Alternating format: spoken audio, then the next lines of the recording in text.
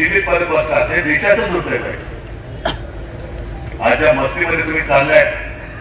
एकदा तुम्हाला लोकसभेमध्ये महाराष्ट्राने धडा शिकवलेला आहे. या मतदारसंघात तुम्ही लोकसभेत पण आणि विधानसभेमध्ये सुद्धा गद्दारी करून केवळ उद्धव ठाकरेचे नाही, शिवसेनेचे नाही, तर महाराष्ट्राच्या पाठीमध्ये वाद केलेला आहात.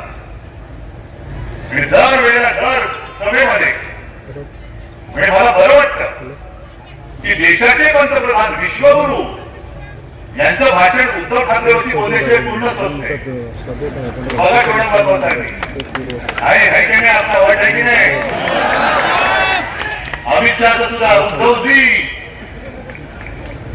महाराज आहे माझ्यावरती बोलल्याशिवाय भाषण पूर्ण होत नाही. त्याला सांगतो ही अवस्था तुमची केविलवाडी का झाली. तुम्ही शिवसेना चोरली. शिवसेनेचं नाव तुमच्या शासनाच्या यंत्रणेने दुरुपयोग करून तुम्ही दुसऱ्याला दिलं. एक न्यायमूर्ती आता 2.5 वर्ष तिकडे बसले होते. काहीही न करता नुसतं ताशेरे जोडले, भाषण दिली, लेक्चर दिली, पण न्याय नाही दिला.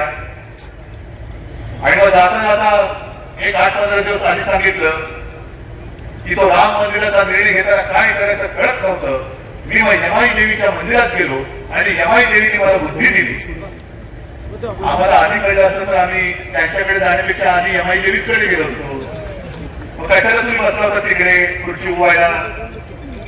2.5 वर्ष झाली तरी सुद्धा लोकशाही या देशामध्ये जिवंत राहणार आहे का मरणार आहे याची कोणालाच काही पडलेली नाही. इतर सगळे निर्णय मी काही कमी महत्वाचे असं म्हणत नाही, पण मूलभूत जो काही गाभा आहे आपला संविधानाचा तो तोडला जातोय. तोडला गेला.